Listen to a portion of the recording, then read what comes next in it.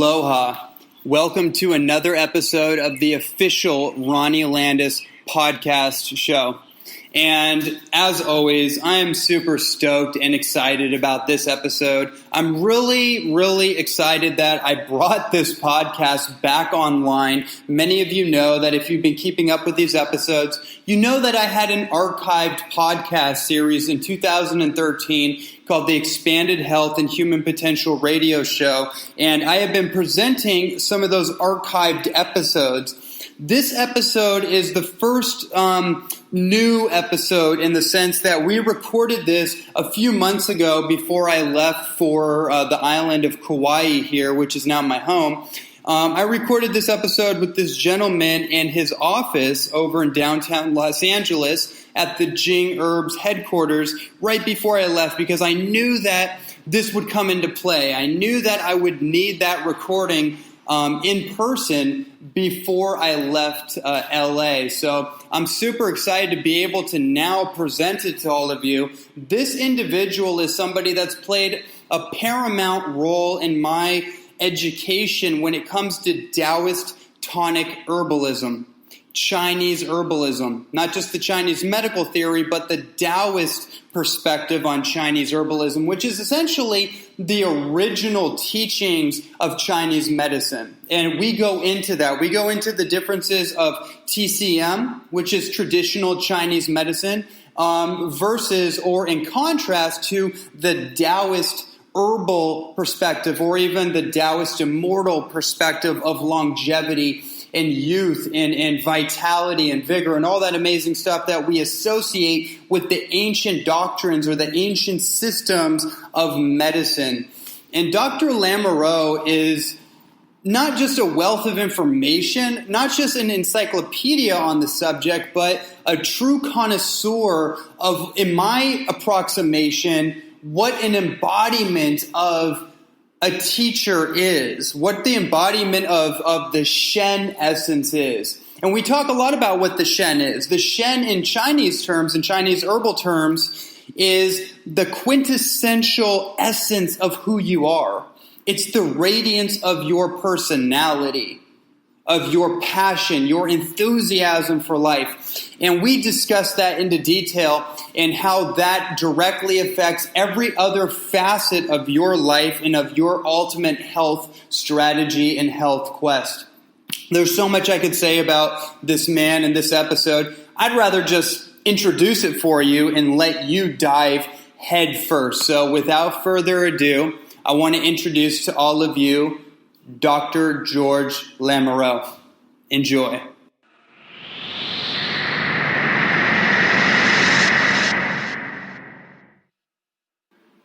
Dr. George Lamoureux is the founder of JingHerbs.com.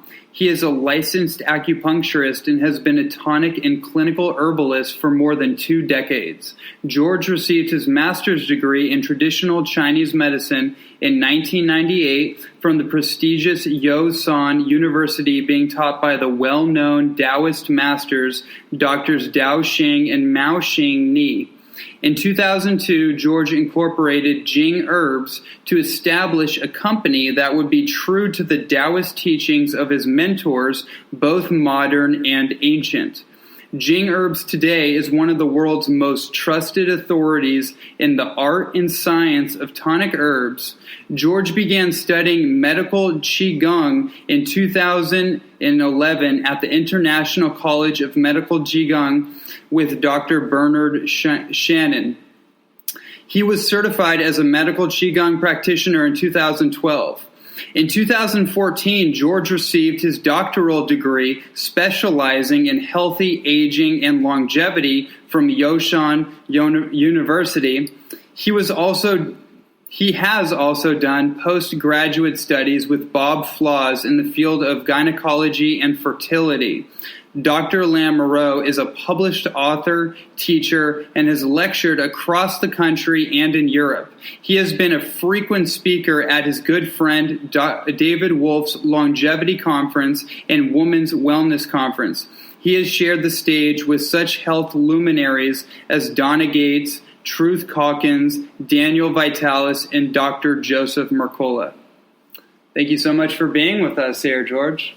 It's a pleasure to be with you, Ronnie. Yeah, so we have a little bit of a history together. You've been someone that has been the primary leading tonic herbal mentor for me, actually. I've had a lot of people that have entered my sphere over the years, both physically and from a distance, that have influenced me when it comes to traditional and modern day Chinese tonic herbalism. And I have to say, you being, so giving with your knowledge and your experience with me has been something that's been foundational for me to actually learn more about this sacred art form that I so love now. So I want to say thank you for that. Thank you for being so generous with your sharings of your knowledge. I'm really honored that I could be in that position for you.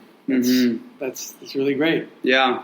So what I want to start off this interview with is something I was thinking about earlier today, is that we have such an eclectic diversity of friends and colleagues in our community, probably more so than any other community when I really think about it. The health and natural health culture, it's something that's emerging. It's such a diverse categorization of people. Every time I go into our community, I see a different array of personalities, human design types, and backgrounds, people coming from different backgrounds. And that's something I want to dive in with you, because it's my observation and my experience that most of us that are devoting our life to this path aren't typically brought up with this. We aren't typically brought up with the wisdom teachings of herbalism or organic foods or permaculture. Something typically happens to most of us that some people, they have a chronic stress issue or a disease or something they're dealing with that is like the straw that breaks the camel's back, and then that leads them to discover these teachings. So I want to talk about, what's your background? Where do you come from, and what got you into this field? Well, maybe a lot of people don't know about this about me, but I actually come from a Wall Street background. I was a crude oil trader on the New York Merc Exchange in New York, and I did that for quite a long time. I also traded gold. I traded government bonds. So that's definitely where I came from. Now, in the course of that lifestyle and of the kind of lifestyle that I was leading at the time, like a lot of people who get into the health field, it's because they've come to a personal crisis. They've come to a period where they realize, especially speaking personally, I realized that if I did not change the choices that I was making in my life, that I literally would not be on the planet much longer. And, to someone's eye, the lifestyle that I had was probably enviable at the time. But what you see externally is not always what's going on the inside. Right. And I was, I really was at a point where I was certainly ailing spiritually and physically and emotionally. So on all those levels, I knew that I had to change. And it was just a point where, it could be divine inspiration, or for me, it was almost that inner voice saying, if you do not stop this, you will kill us. And that was pretty clear.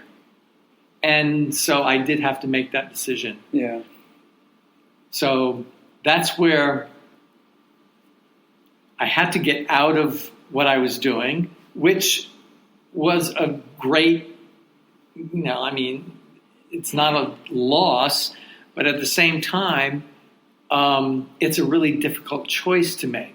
Because when you get well established in a certain career, it's really hard to give up what you've really accomplished and, make a 180 degree, turn. But I had to do that. So I transitioned. Getting to where I am now was not a direct line. So I didn't go right from Wall Street into herbalism, into the health field. I was transitioning. So I actually became a professional chef. Right? And it was during the time that I was a professional chef. I was the head pastry chef at one of Wolfgang Puck's restaurants in Malibu. Okay. And it was during that time when one of my coworkers used to come in every day, and he had this jar of brown, muddy-looking liquid that he used to drink every day. And one of the things that I noticed about this person was that he always had incredible energy. He was always in a good mood, never got sick. So I thought, there must be something in what he's drinking. And I started talking to him about it. And he subsequently brought me to an herb store in that was in Venice at the time. And that was my first introduction to herbalism. And the very first herb that I ever took was reishi mushroom. And the very first time that I took that mushroom was life-changing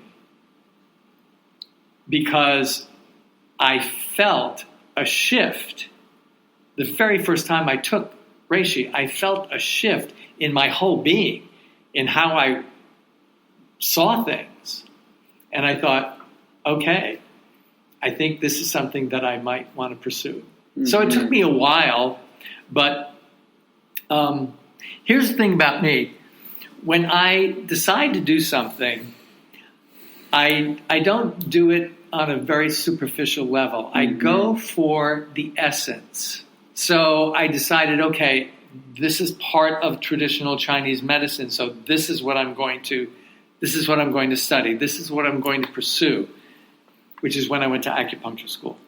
Okay? And studying the medicine, studying the theory behind herbalism and acupuncture both, because they really are the right and left hand of that medicine. And that was the beginning of my sojourn in the health field. And I had to work on myself first, because if I didn't affect what needed to be done in my own life, I couldn't possibly have tried to affect anybody else's life. I had to work on myself first, which I did. And then in 2008, I founded this company and started Jing Herbs. That's amazing, and there's a few insights worth unpacking. But I think the one thing, or there's two things in there that really speak out to me. The first thing is that you mentioned that it wasn't a straight line, and this is one of the things that just from a self-evolvement, self-growth perspective, because still as a young man, I still come up against the inner critic of oh, you should be over here by now. You should have done this. Look at this other person. You should be, the whole, the quickest way to Z is a straight line, right? The quickest way to another point is a straight line, which is a man-made theory. Nature doesn't work like that. Nature works in sacred geometrical patterns, and it's irrational, right? Non-linear. And that's something that I've only started to fully understand, studying like the people like David Hawkins and Power versus Force, and really understanding like, oh, wait a minute, like everyone has their own unique divine path, and it's non-linear. So I really appreciate you even just mentioning that, and for people to hear that, because I know I have a lot of friends that are budding entrepreneurs that, one of the things I notice on the online culture is that there's this whole explosion of like entrepreneurialism, which is amazing. And that blends into the health culture because there's a lot of health oriented people that want to use that they want to leverage their passion for health and turn it into a business of some sort. Right. And one of the things that I noticed, and I think this is kind of like a Taoist Eastern philosophical point of view, is that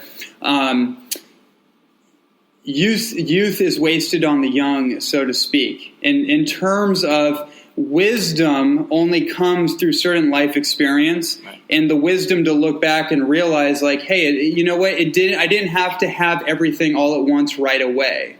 Right. No, exactly. And, the thing about where I started, where I came from, okay, there are so many experiences that I went through in my life. And there are so many bad choices that I made in my life. Really, really bad lifestyle choices that I made in my life. Okay.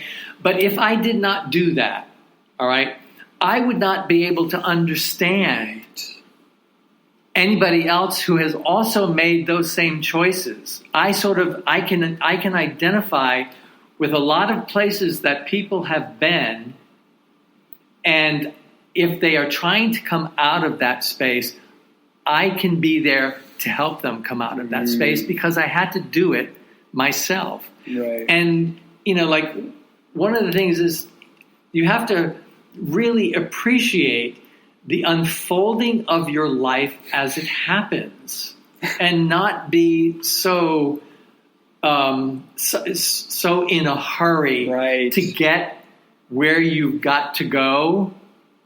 There may be a goal there, in fact, but it really is the journey that's where all the juicy stuff takes place. That's where all the things that matter take place.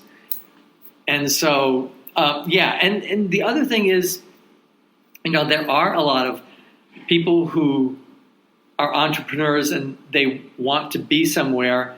But one of the things that I would also suggest and say that they have to pay attention to their intention when they do something like this, especially in the field of health, because ultimately you do want to be helpful to people. That's what you're there for. You're there for service, all right? And that's what a lot of people who want to start a business don't understand necessarily, is that you're not there.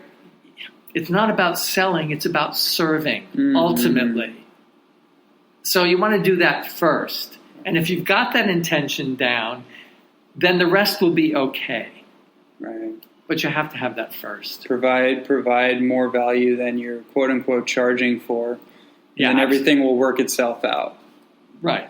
Yeah. Yes. Yeah. Thank you.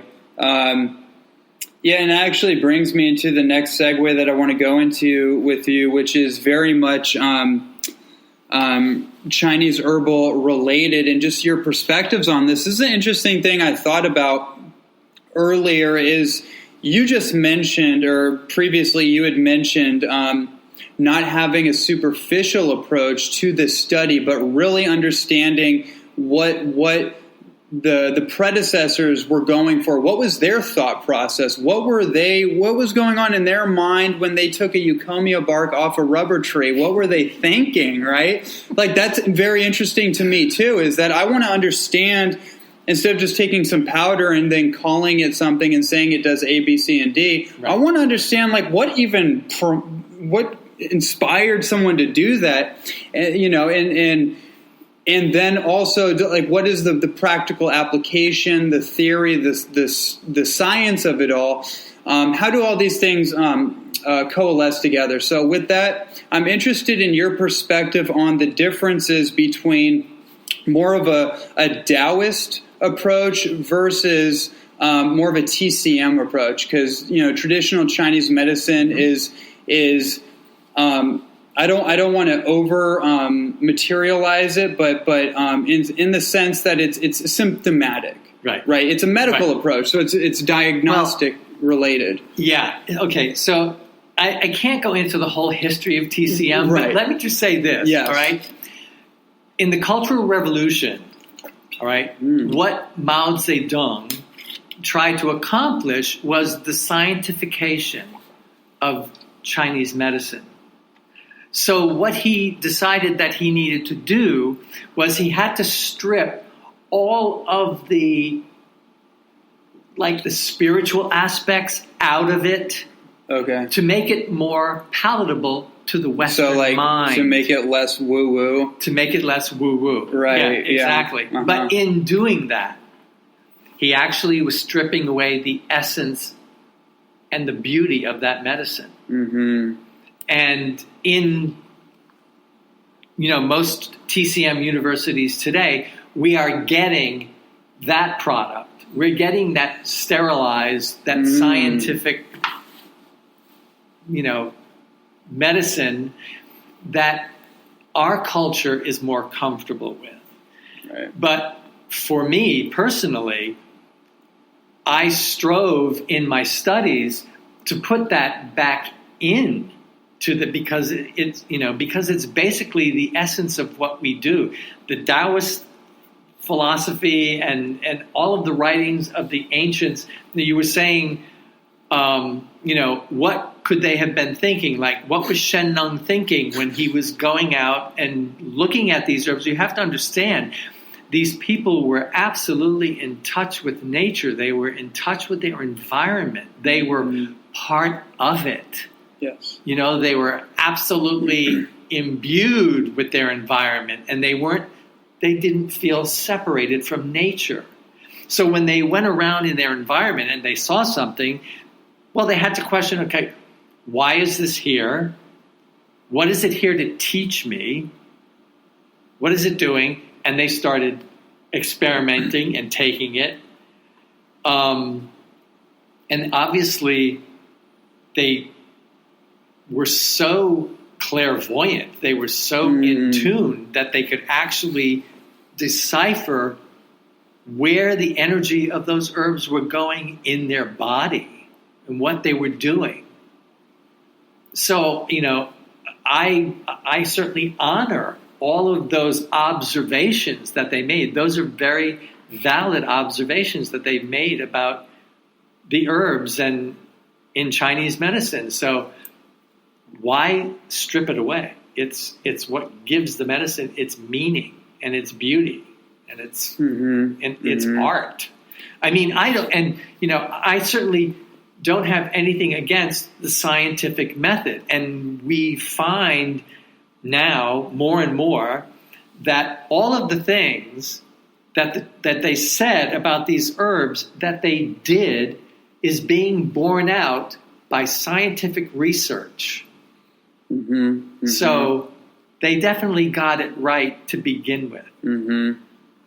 Yeah, right. It's so fascinating. I remember listening to Michael Beckwith from Agape, and he was bringing up the same point, is that now science is just telling us what the mystics have always known, is that essentially the scientific method, and not going into a whole thing about that, but just it's a different language. That's really what it looks like to me, is that it's a more concretized, more linear and mathematically orientated language to help explain what is not understandable by the Western mind, so to speak. Right. And there's nothing wrong with that, but I feel like there has to be a collaboration to open the conscious awareness to both, understanding like the practical applications, like reishi mushroom is great for liver regulation and the blood and memory retention and all, but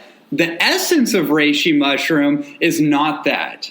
You clean up the body so you can get to a higher domain of however you want to say it, conscious awareness or higher conscious aptitude. But essentially, the essence to me of a reishi mushroom is in its spiritually amplifying effects that we call Shen, right? Yeah, precisely.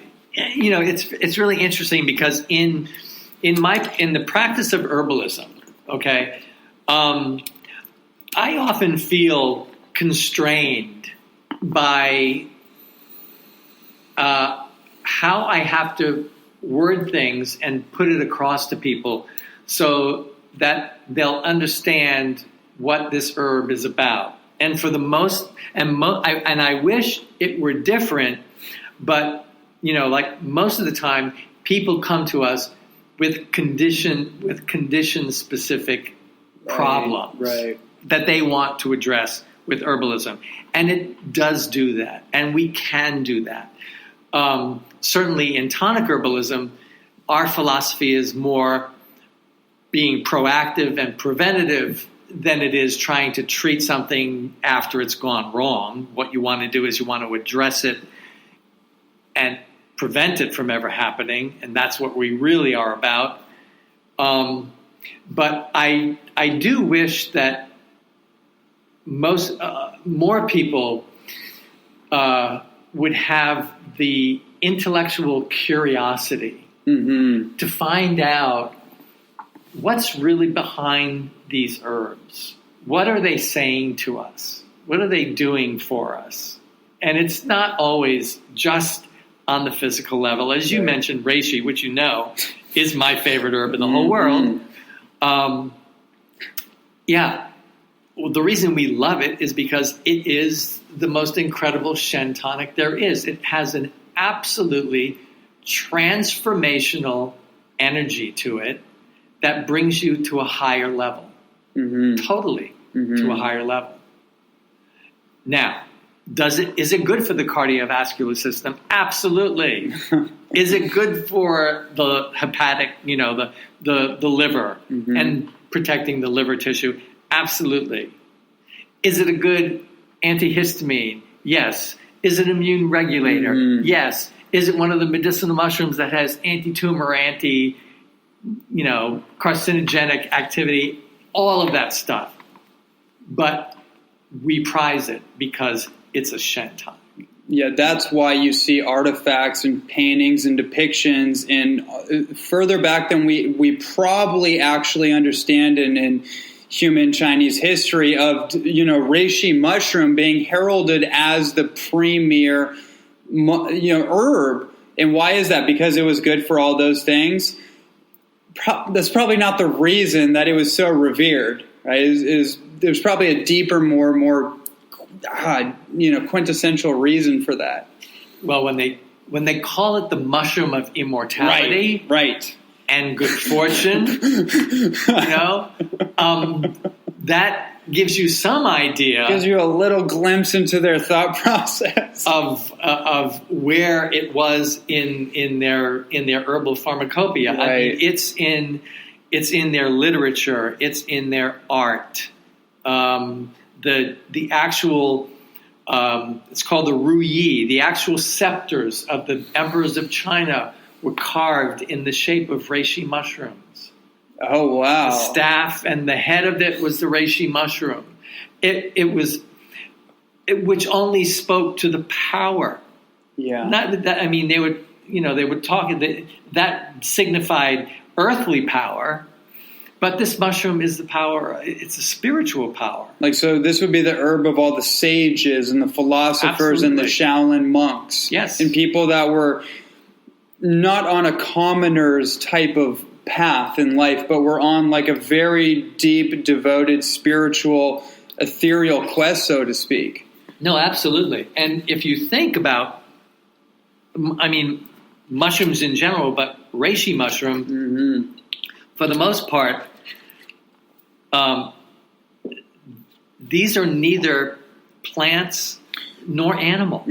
They are sort of in between, but the research that they've done on mushrooms sort of bears out that they're closer to animals than they are to plants. And one of the most amazing thing about these mushrooms is they create their life force unlike any other plant does. Like most plants require sunlight for photosynthesis, okay? Mushrooms create their life force without the energy of the sun. And that says something about them, that they're able to generate life force Right. without an element like sunshine. Right.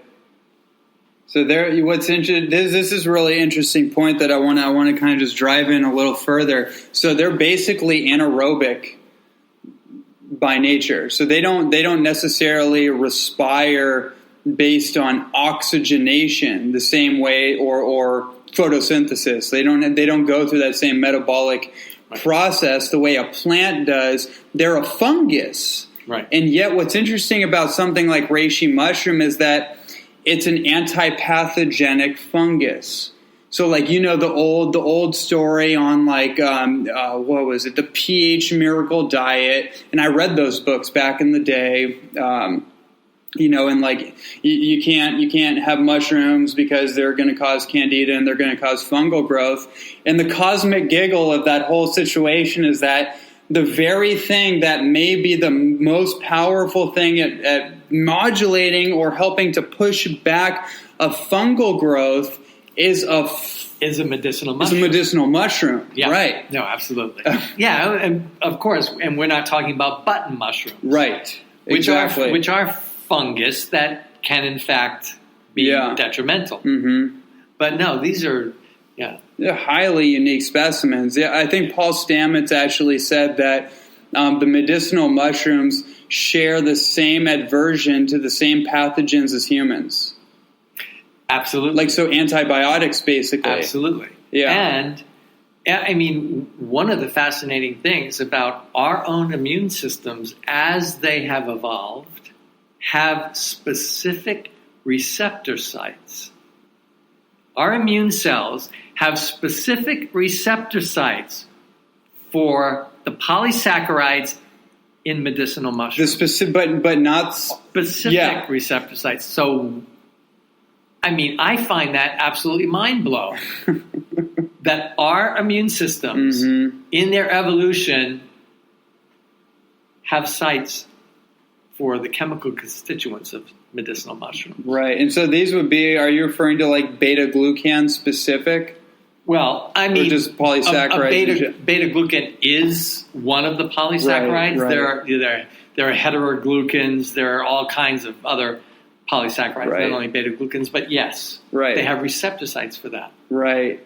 Yeah. That is the thing that I love. I love that you brought that up. Is that's kind of the little deeper mystery of all this stuff. Is that there's so much stuff that's science, quote unquote science, and this is a very scientific fact that you're actually talking about, but it also blends in that mystery of like, what is all this stuff? And again, it brings it back to like, what was Shen even going for when he was just, running around in the forest essentially and just comes up on this mushroom or comes up on this ginseng or this whatever the case is. And actually segueing into the next thing that I think really deserves an exploration into, I think there's a deep what's the word? I almost want to say like cosmic connection, but whatever the word I'm looking to describe this next thing is, there was an intrinsic connection by the attunement of being in nature, not being insulated from nature, right? And so that's one thing I've noticed with when I first got into all this stuff, it was through raw living foods, and then that awoke a layer of my sleeping mask. It removed that first layer, and then I got into green juices and superfood smoothies. That removed another layer. Then I got into tonic herbalism in spring water, and that right there, the tonic herbalism piece, once I had these other pieces sorted out, that was a whole thing that like woke me up to just a whole different way of even understanding life. Not to mention the Taoist philosophy. So let's jump into that. Let's talk about the three treasures, because this is a concept that, even if we're not talking about herbalism, this is something that for me personally guides me. What state of being am I in, and what treasures am I nurturing within myself not just for now, not just for today to maximize today, but I want another 100 or 200 years. How am I ensuring that I get that? And I've found that coming back to the three treasure philosophy has been the most simple and yet profound thing that's helped me, guide my decisions every day. So let's jump into that. What are the three treasures? And then let's talk about how important they are. Okay. Well, classically, the three treasures are Jing, Qi, and Shen.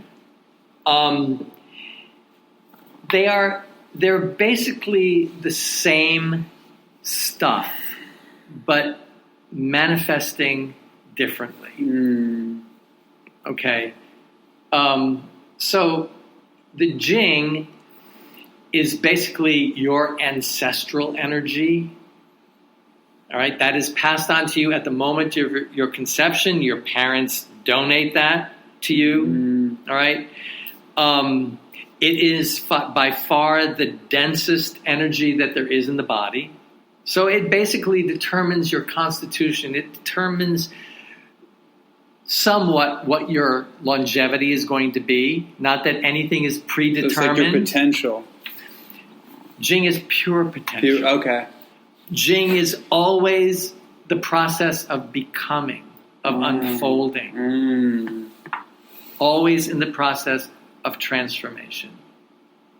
Okay, so although it's a dense substance, it's a dense energy, it's not a static energy. It doesn't just sit there. Right. Okay. So it's always on its way to becoming something else.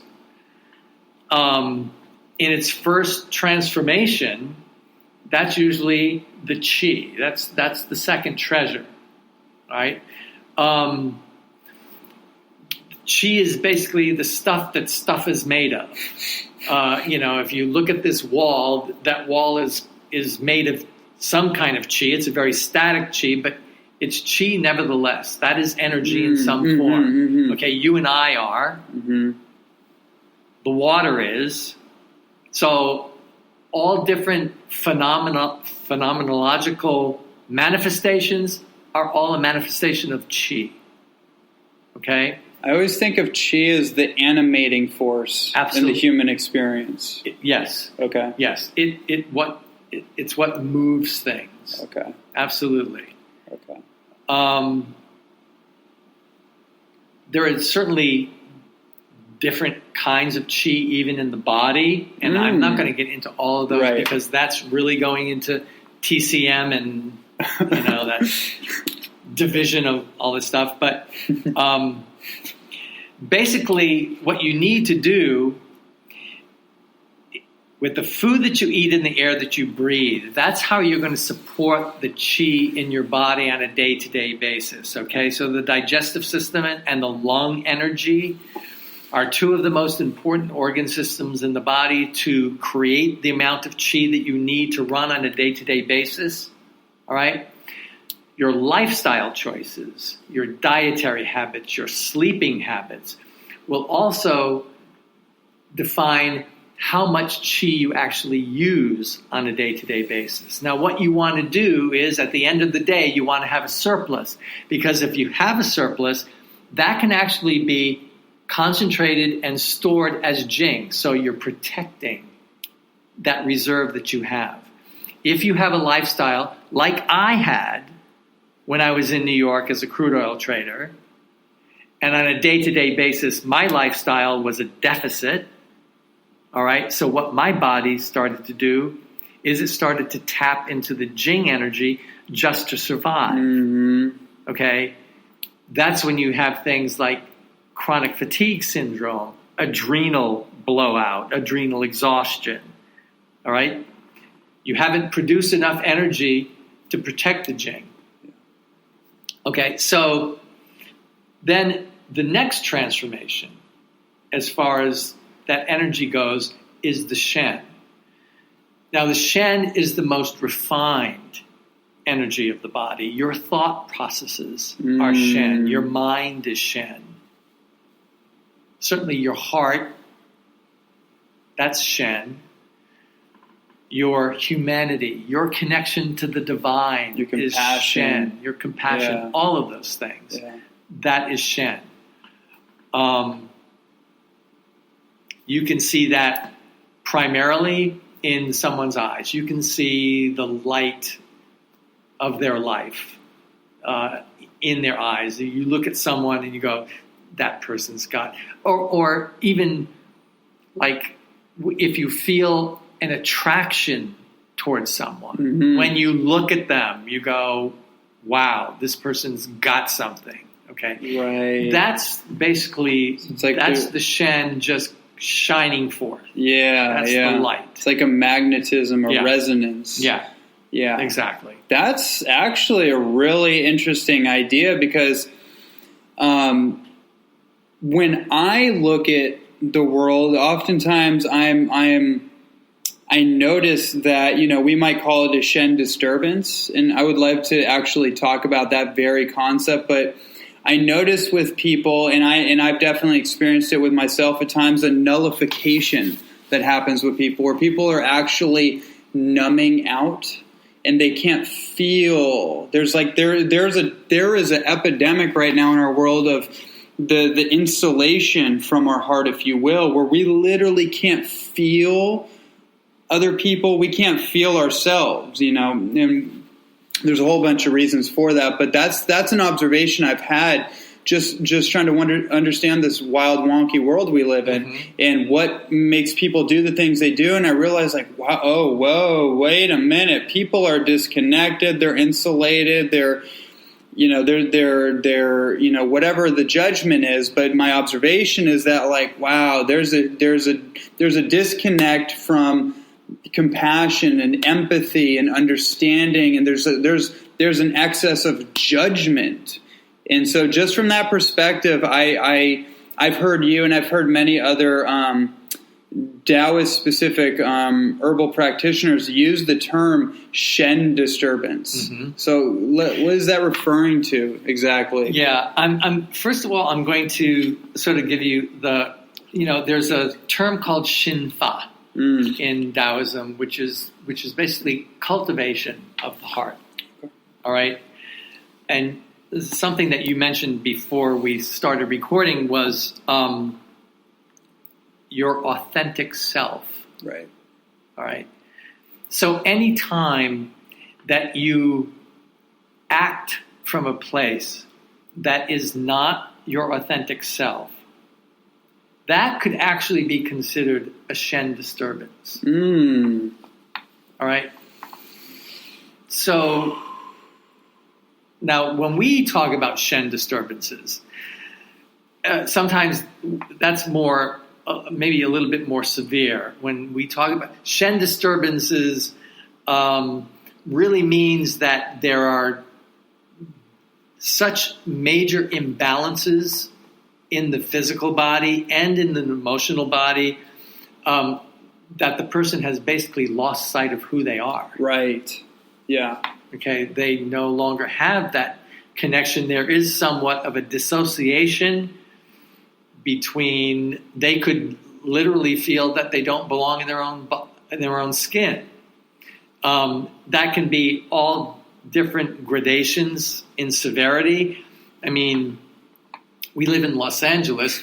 You can see people walking the streets, the homeless, people who have really bad mental conditions that requires help, and they're not getting it. But you can see perfect examples of like major Shen disturbance with someone just walking down the street ranting. Right. It's like that what I see, and I've studied a little bit of the occult arts and black magic and all that kind of thing, and for me it just looks like they're possessed. There's a possession going on there. Well, there could be. Yeah, that's not that has to be interpreted. Well, that certainly is a Shen disturbance. Right.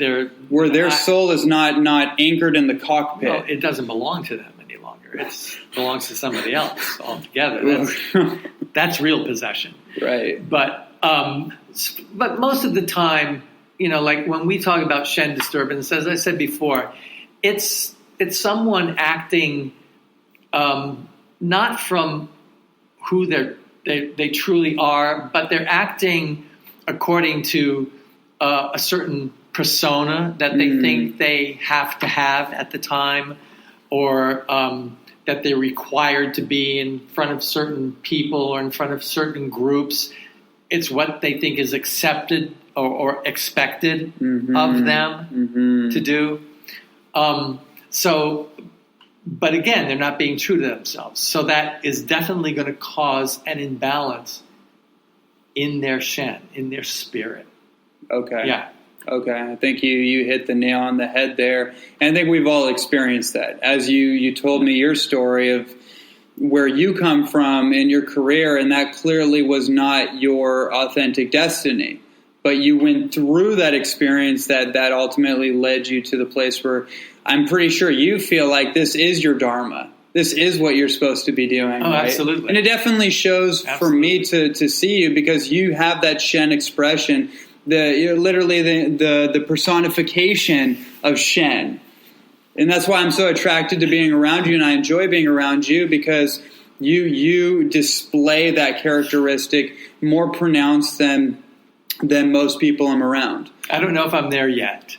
I'm still on that journey. Right. But thank you. It's a constant evolution. Right? Absolutely. Yeah. Well, it just speaks to the power of, this is an idea that I've always grown up with, and I've nurtured within myself. When times get really tough, or I get confused, I get lost, I always have to bring it back to the idea that no matter how bad things are, the seed of its very solution is built right into the problem, but it just requires awareness.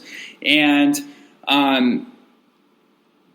there's something there for somebody. For example, I have a friend, Dave Conrarty. His nickname is Dave the Raw Food Trucker. And basically his story is very similar to yours in a different way, and many other people that we know, is that he was a prototypical truck driver, driving 8 to 12 hours a day, heavy set, about 450 pounds. Wow. And he told me his whole story, and it really almost tripped me out to understand the psychology of obesity. And just being on that razor's edge of making a choice, literally, okay, I'm going to live, or I'm just going to, the clock's going to keep on ticking, and when it clocks out, I'm going to go with it. Long story short, he decided. He told me this is what every single person that's on that razor's edge decides on their final hour. They either make a choice to live, and they cut everything out, and then that's it. Or they go the other way and they decide, the fried chicken and the cheese and the pasteurized milk and whatever, and the smoking and whatever the thing is, they're just going to keep doing it and just enjoy their day in the sun. Right. And he actually decided to go that way. He decided, I'm just going to go down that path, and that's fine. And what's interesting to me about that story is that God's delays are not God's denials, and this is what awakened my heart a little bit.